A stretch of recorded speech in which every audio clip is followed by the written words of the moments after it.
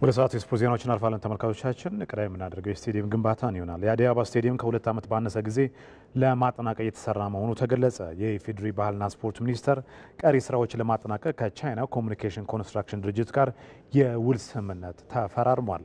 ግንባታው በተያዘለት የጊዜ ገደብ እንደሚጠናቀቅም የኮንስትራክሽን ድርጅቱ አስታውቋል። አንተነህ ሲሳይ መግለጫውን ተከታትሎታል።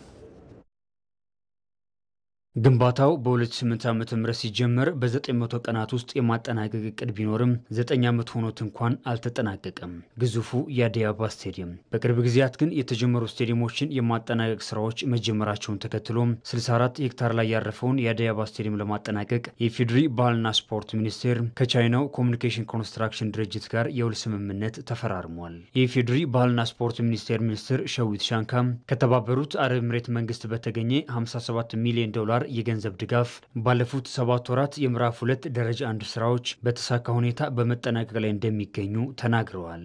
የአሁኑ ስምምነት ደረጃ 2 እና ደረጃ 3 ስራዎችን ለማጠናቀቅ የተደረገ መሆኑን የተናገሩት ሚኒስትሯ ለቀሪው ስራ 18.6 ቢሊዮን ብር ውል መያዙንም አሳውቀዋል። የሎት 2 እና ሎት 3 138 ሚሊዮን 965516 ከ76 ዩናይትድ ስቴትስ ዶላር ወይም ወደ ኢትዮጵያ ብር ስንቀይረው አሁን በወቅቱ ገበያ ዋጋ 18.6 ቢሊዮን ብር ፕሮጀክት ነው ዛሬ የምንዋዋለው። ይሄ ለኛ ለኢትዮጵያ ስፖርት ልማት ስኬት ትልቅ ድል አድርገን የምንወስደው ስራ ነው።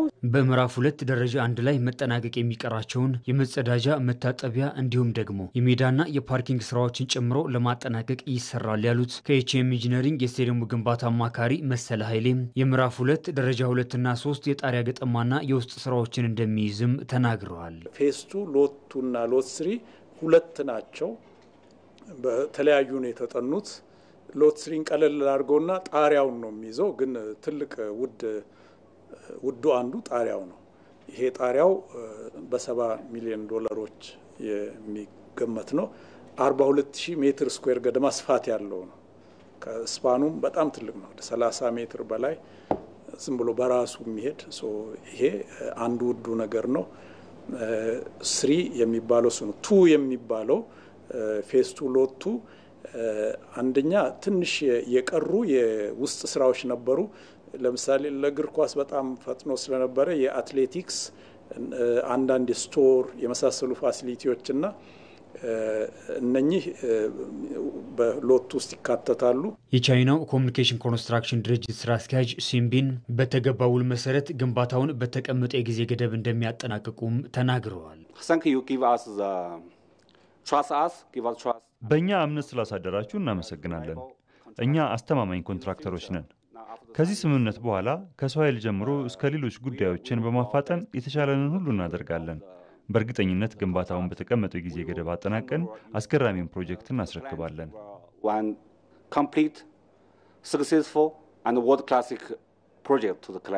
ስቴዲየሙ ዓለም አቀፍ ደረጃውን በጠበቀ መልኩ እየተገነባ መሆኑን ያሳወቁት አማካሪው የዓለም አቀፉ እግር ኳስ ፌዴሬሽኖች ማህበር ፊፋና የአፍሪካ እግር ኳስ ኮንፌዴሬሽን ካፍ አሁን ላይ የተጫዋቾች ምቾትና ቴክኖሎጂ ላይ ትኩረት የሚያደርጉ በመሆናቸው ከብዛት ይልቅ ሌሎች ጉዳዮች ላይ ለማተኮር 62000 የነበረው የመያዝ አቅም ወደ 60000 ዝቅ መደረጉንም አሳውቀዋል። ግንባታውም ከ2 ዓመት ባነሰ ጊዜ እንደሚጠናቀቅ ተናግረዋል።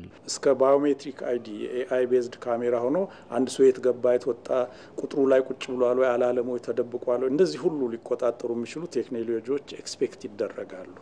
እነኚህን ሁሉ ያጠቃልላል።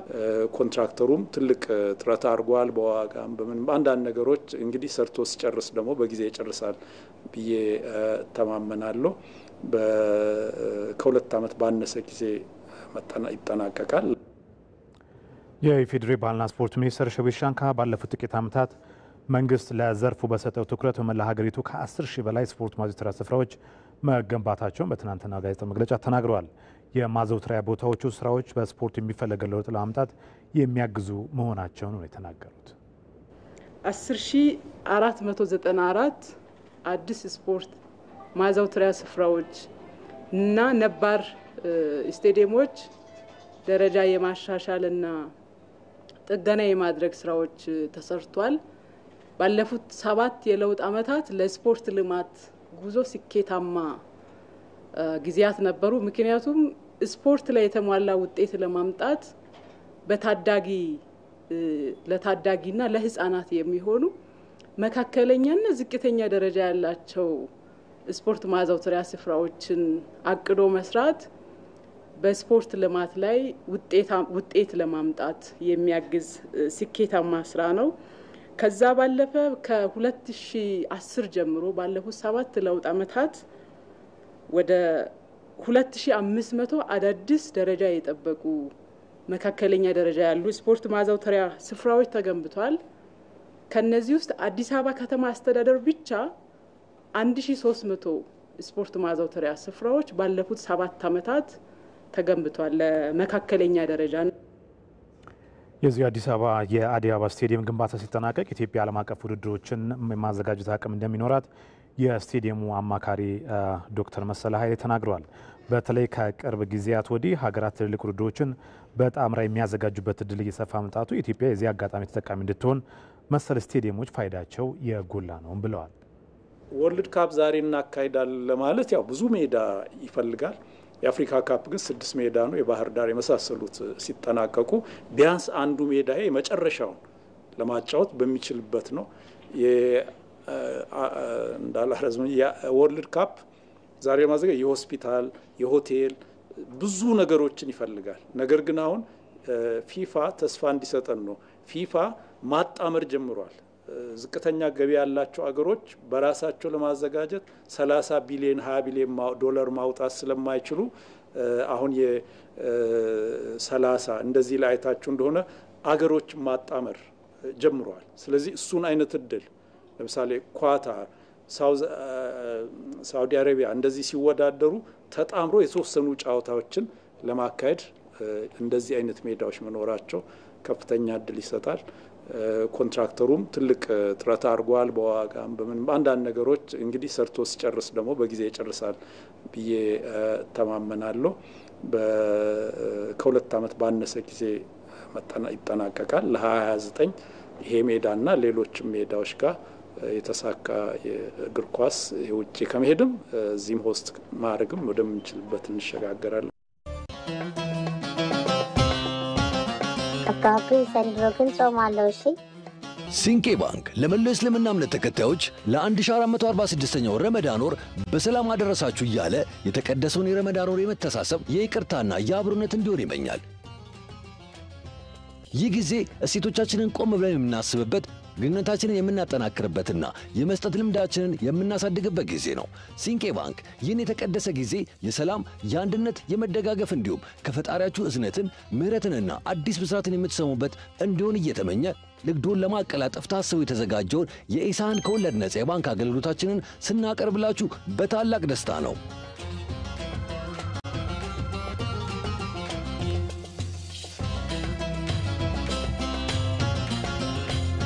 ሲንቄ ባንክ በአንድነት ወደ ስኬት። ረመዳን ሙባረክ። ሲንቄ ባንክ የስፖርት ዘገባ ስፖንሰራችንን ከልብ እናመሰግናለን። ወደ ውጭ ዜናዎቻችን አልፋለን። የእንግሊዝ ፕሪሚየር ሊግ የ30ኛ ሳምንት ጨዋታው ዛሬ ምሽት መደረግ ሲጀምሩ በለንደን ደርቢ አርሰናል ከፉላም የሚያደርጉ ጨዋታ ይጠበቃል። በሌላ ተጠባቂ ጨዋታ ማንቸስተር ዩናይትድ ከጠንካራው ኖቲንግሃም ፎረስት ጋር የሚጫወት ይሆናል። መሰረት ተስፋዬ ተጨማሪ ዘገባ።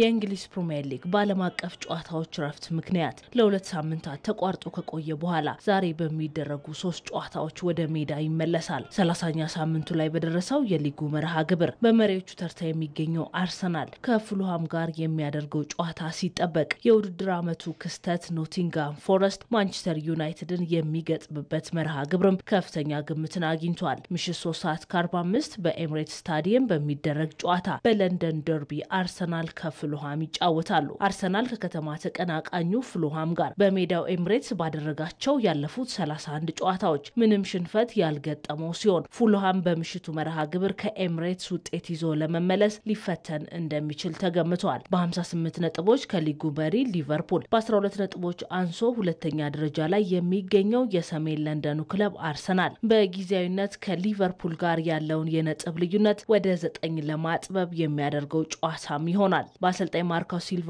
የሚመራው ፉልሃም በኤፍኤ ካፑ በክሪስታል ፓላስ ተሸንፎ ከውድድሩ ከተሰናበተ በኋላ በፕሪሚየር ሊጉ ወደ ድል ለመመለስ ይጫወታል። በ45 ነጥብ 8ኛ ደረጃ ላይ የሚገኘው ፉልሃም በሊጉ በቀሪ ሳምንታት የአውሮፓ መድረክ ተሳትፎን ለማግኘትም ይፋለማል። በምሽቱ ጨዋታ በአርሰናል በኩል ላለፉት 3 ወራት በጉዳት ከሜዳ ርቆ የቆየው ቡካዮ ሳካ በመርሃ ግብሩ ወደ ሜዳ እንደሚመለስ አሰልጣኝ ሚኬል አርቴታ ተናግሯል። እንግሊዛዊ ተጫዋች በምሽቱ መርሃ ግብር በቋሚ አሰላለፍ ወደ ሜዳ እንደሚገባ ሲነገር ዩሪያን ቲምበርም ለጨዋታው ዝግጁ ነው ተብሏል። በአንጻሩ ተከላካዩ ሪካርዶ ካላፊዮሪ በብሔራዊ ቡድን ግልጋሎት ላይ ባጋጠመው ጉዳት ጨዋታው ያልፈዋል ተብሏል። በሌላ ተጠባቂ ጨዋታ ምሽት 4 ሰዓት ማንቸስተር ዩናይትድ ወደ ሲቲ ግራውንድ ስታዲየም አቅንቶ የውድድር ዓመቱን ጠንካራ ክለብ ኖቲንግሃም ፎረስትን ይገጥማል። በሊጉ 13ኛ ስፍራ ላይ የሚገኘው ማንቸስተር ዩናይትድ በቀሪ ሳምንታት ደረጃውን ለማሻሻል የሚያደርገውን ፍልሚያ ዛሬ ምሽት ይጀምራል። አሰልጣኝ ሩበን አሞሪም በምሽቱ ጨዋታ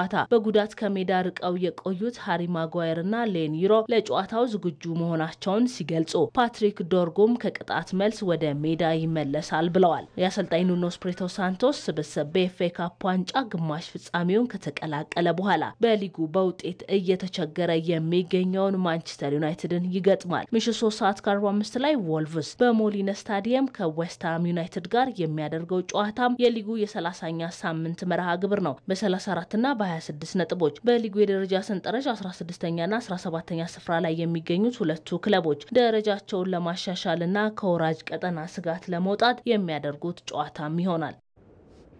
በስፔን ኮፓ ዴል ሬይ ግማሽ ፍጻሜ ጨዋታ ሪያል ማድሪድ ከሪያል ሶሲዳድ ጋር ዛሬ ምሽት ይጫወታሉ። ሪያል ማድሪድ በመጀመሪያው ዙር ከሜዳ ውጭ 1-0 ማሸነፉ የሚታወስ ነው። ዛሬ ምሽት ደግሞ በሜዳው ምሽት 4 ሰዓት ከ30 ላይ የመልሱን ጨዋታ ሳንቲያጎ ቤርናባው ላይ ያደርጋል። በድምር ውጤት አሸናፊው ለፍጻሜ የሚደርስ ይሆናል። ነገ ደግሞ በሌላኛው የግማሽ ፍጻሜ ጨዋታ ባርሴሎና ከአትሌቲኮ ማድሪድ ጨዋታውን ያደርጋል። ሁለቱ ክለቦች በመጀመሪያ ዙር ጨዋታ 4 አቻ መለያየታቸው የሚታወስ ነው።